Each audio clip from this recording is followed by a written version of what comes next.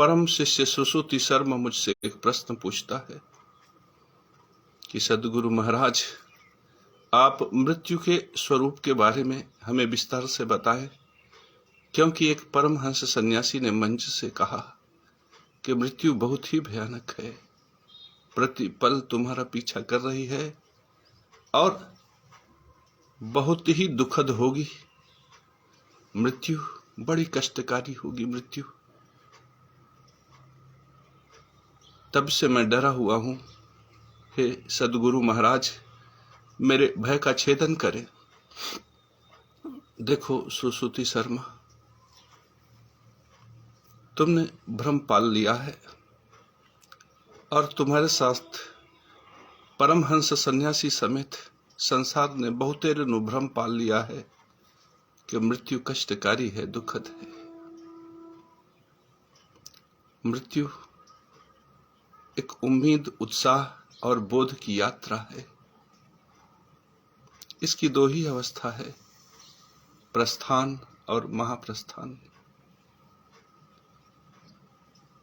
जो ज्ञानी जन, जो बुद्धिमान, जिन्हें सद्गुरु का सानिध्य प्राप्त है और जो प्रस्थान और महाप्रस्थान के विषय में जान गए, वे झूम रहे, नाच रहे, गा रहे हैं, ढोल मजीरा बजाते हुए आगे बढ़े जा रहे हैं, बढ़े जा रहे हैं।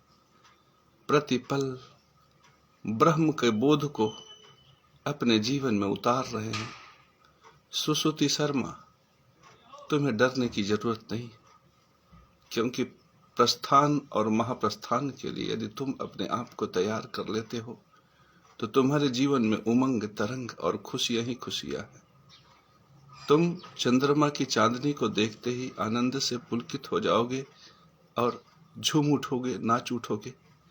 तुम मृत्यु के सामने खड़े हो जाओगे और मगन हो जाओगे। यह बड़ी मजेदार यात्रा है। इस संसार में जितनी भी यात्राएं तुमने की हैं, वो उसके एक अंश के बराबर भी नहीं है। जीवन के यात्रा और मृत्यु की यात्रा एक ही है।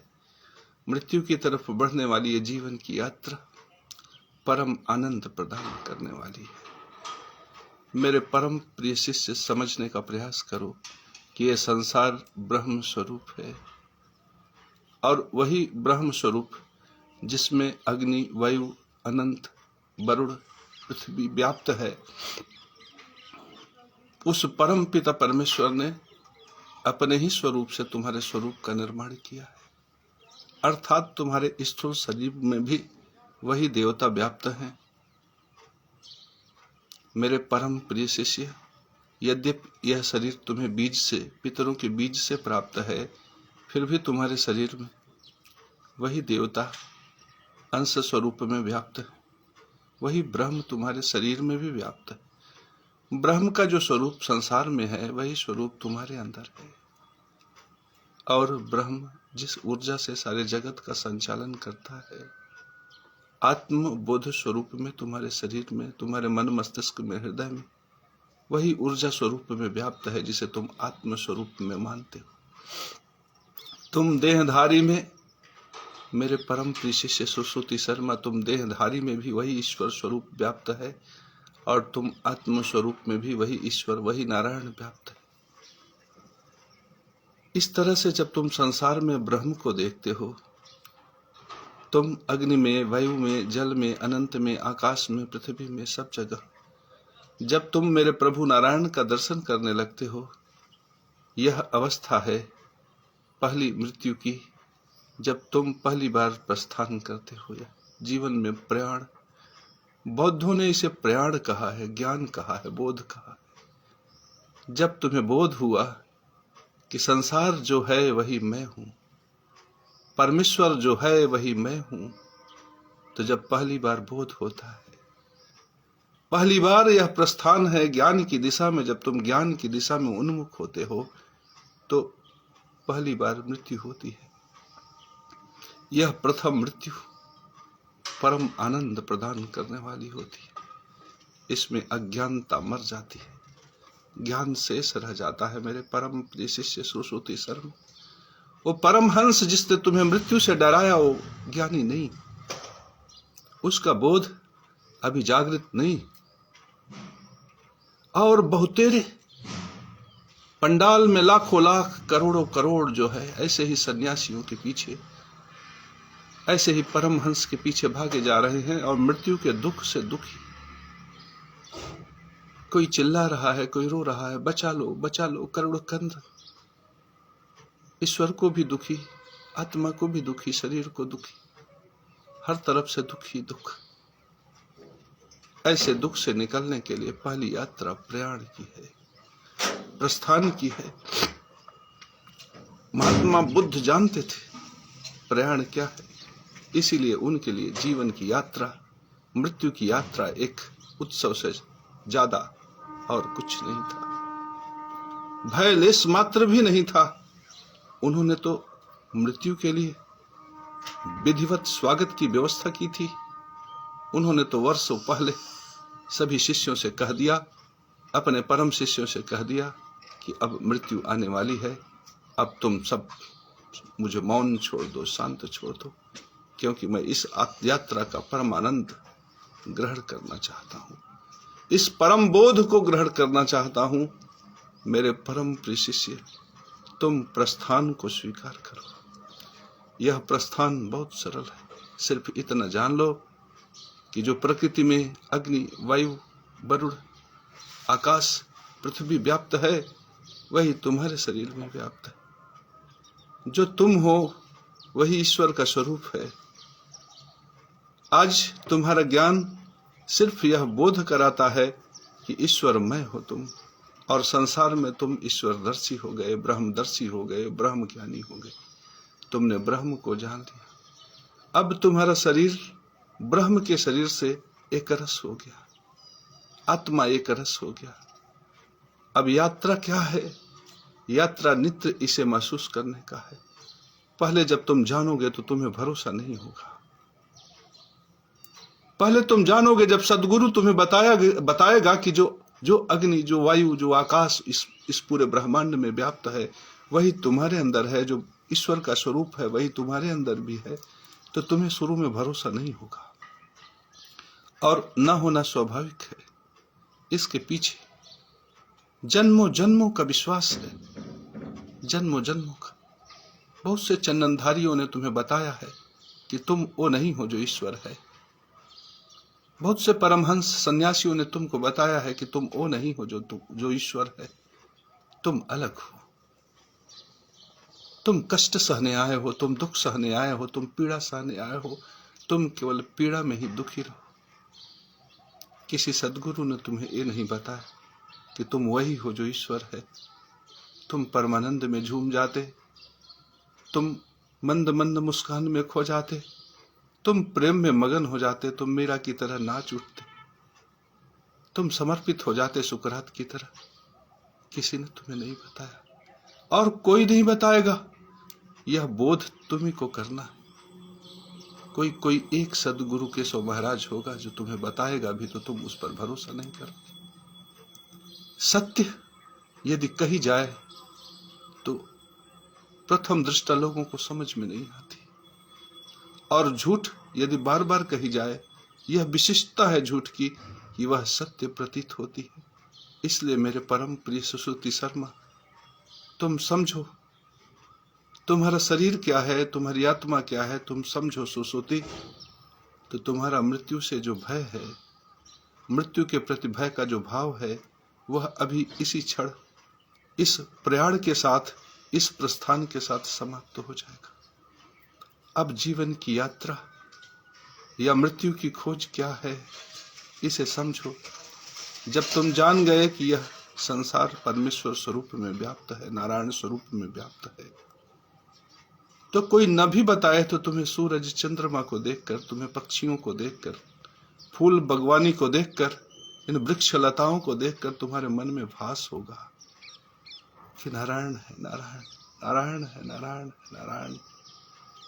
तब तुम्हारे मन में जय श्री नारायण का भाव सहज में पैदा होने लगेगा। प्राणी मात्र में तुम्हें ईश्वर दिखने लगेंगे। वृक्ष लताओं में तुम भगवान का दर्शन करोगे। तब तुम्हारे मन में प्रेम का भाव पैदा होगा, समर्पण का भाव पैदा होगा, लय का भाव पैदा होगा। जैसे जैसे उम्र बीतती जाएगी तुम झूमते जाओगे, नाचते जाओगे, गाते जाओगे। तुम्हारे गीत संगीत, तुम्हारे प्रेम से सारे आंगन, सारा संसार महकने लगेगा। तुम महक जाओगे गुलाब की तरह, तुम्हारी खुशबू चमेली की तरह बिखर जाएगी। रात रानी की तरह तुम रातों का श्रृंगार करोगे। सूरज के प्रकाश की तरह समाज में तुम व्याप्त हो जाओगे। तुम तो प्रकाशित हो गए सुश्रुति, तुम्हारे प्रकाश से संसार प्रकाशित होगा। तुम सूरज बन के चमक उठोगे, तुम चंद्रमा बन के अपनी रागिनी, अपनी चांदनी से, अपने सोम वर्षा से, अपने सोम रस से, अमृतमय किरणों से सारे संसार को प्रसन्न कर दोगे। इसलिए हे सुश्रुति शर्मा, तुम प्रयाण के लिए प्रस्थान करो। तुम पहले प्रस्थान के लिए तैयार हो जाओ सुश्रुति शर्मा, और अब झूमना शुरू कर दो, क्योंकि अब तुम्हारे जीवन में जो घटित होगा वो क्रांतिकारी है। अब तुम्हें नित्य महसूस होगा ईश्वर का स्वरूप। अब तुम्हें नित्य नारायण का दर्शन होगा। अब तुम कण कण में व्याप्त नारायण को देख सकोगे। अब तुम अपने पितरों के प्रति जो कर्म का भाव है उसे जागृत कर सकोगे। अब अपने देवताओं की सेवा में तुम लग जाओगे। जैसे ही तुम इनमें लगोगे तुम राष्ट्र निर्माता बन जाओगे, राष्ट्र सेवक बन जाओगे, धरती के सेवक बन जाओगे, गगन और आसमान की सेवा करने लगोगे, और प्रति पल प्रति क्षण तुम यात्रा में आगे बढ़ोगे और ईश्वर के विराट स्वरूप को तुम महसूस करोगे। लेकिन तब भी तुम्हारे अंदर लंच मात्र, शेष मात्र, बहुत थोड़ी मात्रा में भाव रहेगा कि मैं आत्मा शरीरधारी हूँ, मैं आत्म शरीरधारी हूँ, मैं हूँ और ये ईश्वर है, मैं हूँ और ये ईश्वर है। तुम पीपल के वृक्ष को देखकर ये सोच तो लोगे कि यही ब्रह्म है, लेकिन फिर तुम सोचोगे कि मैं साक्षी भाव हूँ, मैं दृष्टा हूँ और ये पीपल है। लेकिन यह दृष्टा और पीपल के बीच का जो सफर है वो धीरे धीरे कम हो जाएगा। धीरे धीरे एक अवस्था ऐसी आएगी जब पीपल के वृक्ष में और तुम में कोई अंतर नहीं रह जाएगा सुश्रुति। जब तुम्हारे और ब्रह्म के बीच में कोई अंतर नहीं रह जाएगा, जब तुम मान लोगे कि तुम नहीं हो, सब जगह ब्रह्म ही है। इस महान मिलन को, इस महान संगम को सारा संसार मृत्यु के नाम से पुकारता है। यह महाप्रयाण है मेरे परम प्रिय शिष्य सुश्रुति सर। इससे बड़ा आनंद इस जीवन में कहीं भी हो सकता। तुम रागिनियों की रागिनी में, परम सुंदरी के रासलीला में भी तुम ऐसे आनंद को अनुभूति नहीं कर सकते कि तुम्हारे यात्रा में ऐसा महाप्रयाण घटित हो रहा है कि तुम साक्षात ब्रह्ममय हो जा रहे हो। ब्रह्ममय होने का उत्सव है मृत्यु, मेरे परम प्रिय शिष्य सुश्रुति शर्मा। इसलिए तुम उस परमहंस की चिंता मत करो। और यदि तुमने उस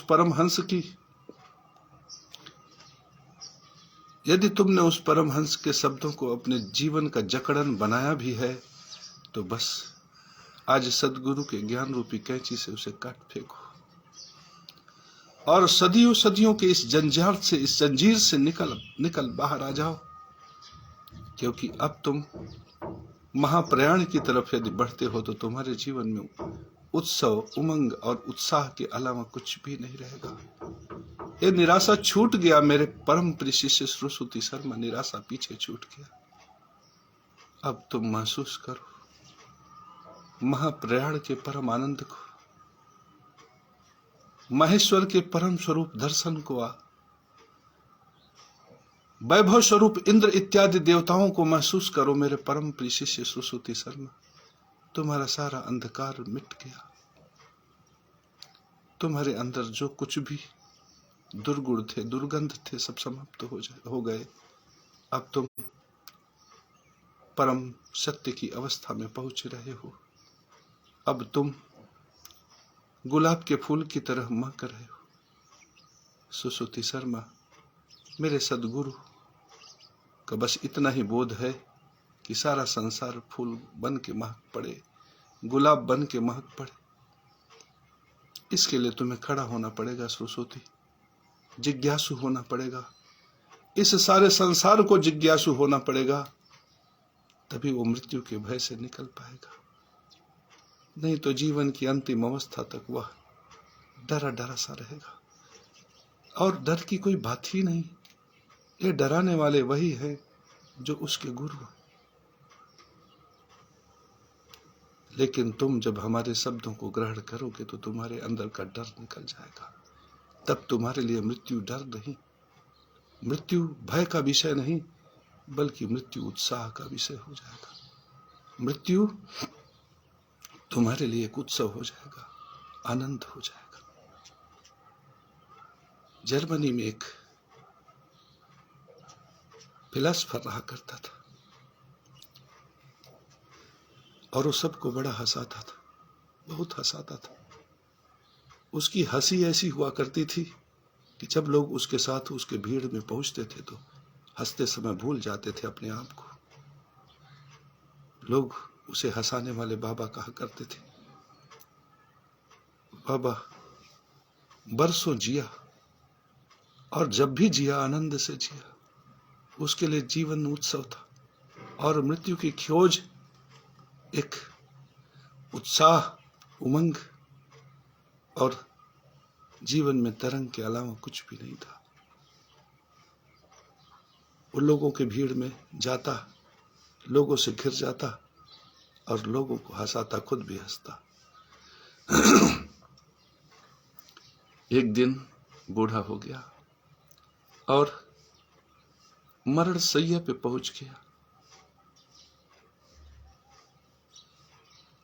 और अपने एक परम शिष्य जिसका नाम जर्जरीफ था उसको बुलाया और कहा, देखो तुम मेरे परम शिष्य हो, मेरी एक अभिलाषा पूरी कर देना।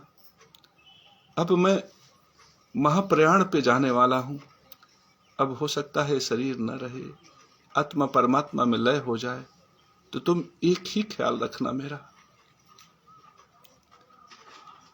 उसका परम शिष्य हाथ जोड़कर कहा, गुरुदेव कहें। उन्होंने एक ही शब्द कहा कि जब तुम मुझे अग्निदाह संस्कार करना तो मेरे इन वस्त्रों को मत उतारना। इन वस्त्रों को मैं बहुधा धारण किया हूं, वर्षों से पहने हुए हूं, अब इन वस्त्रों को भी तुम मेरे साथ जला देना। मेरे परम प्रिय शिष्य, वो बाबा महाप्रयाण को प्राप्त हुए और जब महाप्रयाण के बाद उनके प्रेत शरीर को जलाने के लिए ले जाया जाने लगा तो पीछे लाखों लाख की भीड़, परम प्रेम, वो हंसाने वाला बाबा मर गया।